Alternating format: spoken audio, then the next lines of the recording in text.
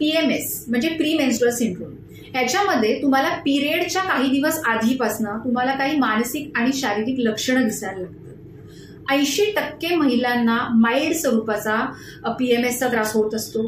50% बायकांना तीव्र स्वरूपाचे काही ना काही लक्षणं दिसतात आणि 2% बायकांना अतिशय तीव्र स्वरूपाचा त्रास याच्यामध्ये होत असतो.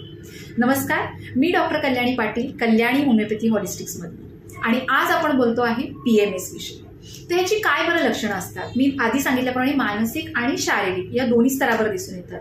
तर याच्यामध्ये तुमचे मूड स्विंग्स दिसतात, मूड खूप बदलता राहतो, काहीही घडलेलं नसताना तुम्हाला अचानक हुरहुर वाटायला लागते, अस्वस्थपणा वाटतो, त्याच्यानंतर टेन्शन यायला लागतं, प्रमाणापेक्षा जास्त राग येतो, चिडचिड होत राहते, त्याच्यानंतर तुम्हाला वाईट वाटतं, अरे मी असं नाही बोलायला पाहिजे होतं, मी असं नाही करायला पाहिजे होतं.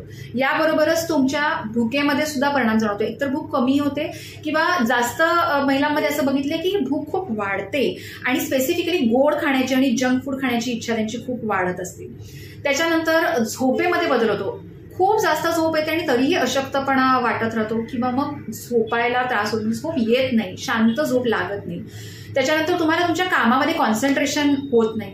त्याच्याबरोबर शारीरिक लक्षणं जसं पोट फुगणं, गॅसेस, त्याच्यानंतर पोटात दुखणं, ब्रेस्ट अतिशय पेनफुल संवेदनशील होऊन जाणं, त्याच्यानंतर चेहऱ्यावर पिंपल्स येणं, पोट साफ न होणं किंवा मग लूज मोशन्स होणं किंवा मग डोकेदुखी, पाठदुखी किंवा पूर्ण अंगदुखी, ताप येणं किंवा मग तुम्हाला लाईट आणि आवाज हे सहन होत नाही, त्याच्याबद्दल खूप जास्त सेन्सिटिव्ह होऊन जाता. अशा प्रकारची विविध प्रकारची लक्षणं तुम्हाला PMS मध्ये दिसून येतात. आणि ज्या महिलांना हा त्रास होतो ना, त्यांना हे कळतं की PMS हा त्रास बरोबर साधा वाटणार असला तरी मानसिकदृष्ट्या आणि शारीरिकदृष्ट्या हा अतिशय त्रासदायक आजार आहे, कारण ह्याच्यामुळे तुमचे काम, तुमचे रिलेशनशिप सगळंच अफेक्ट होत असतं. तर मग आता याच्यासाठी करायचं काय आणि हे कशामुळे होतं? तर जनरली मी आधी सांगितल्याप्रमाणे पिरियडच्या सेकंड हाफमध्ये ही लक्षणं दिसून येतात आणि ह्याच्यामध्ये इस्ट्रोजन आणि प्रोजेस्टेरॉन लेवल बदलत असते आणि त्याचा डायरेक्ट परिणाम तुमच्या ब्रेनमधल्या केमिकल जसं डोपामाइन आणि सिरोटोनिन ह्याच्यावर होत असतो आणि त्यामुळे तुमच्या किडनीचं फंक्शन अफेक्ट होतं. त्याच्यामुळे तुम्हाला वेट गेन, त्याच्यानंतर ब्लोटिंग असे आजार होऊ अशी लक्षणं दिसू शकतात किंवा तुमच्या मूड स्विंग्स आणि बाकी सगळी लक्षणं त्याच्यामुळे दिसून येत असतात. मग आता करायचं काय?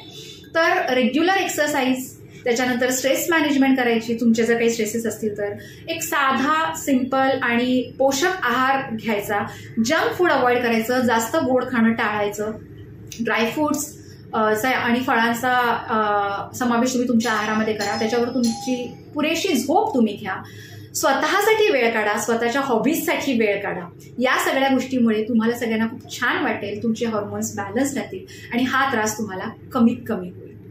आणि तरीही जर त्रास होत असेल तर तुम्ही मला नक्की कॉन्टॅक्ट करू शकता. होमिओपॅथीमध्ये याच्यावर खूप छान औषधं आहेत. पुन्हा धन्यवाद.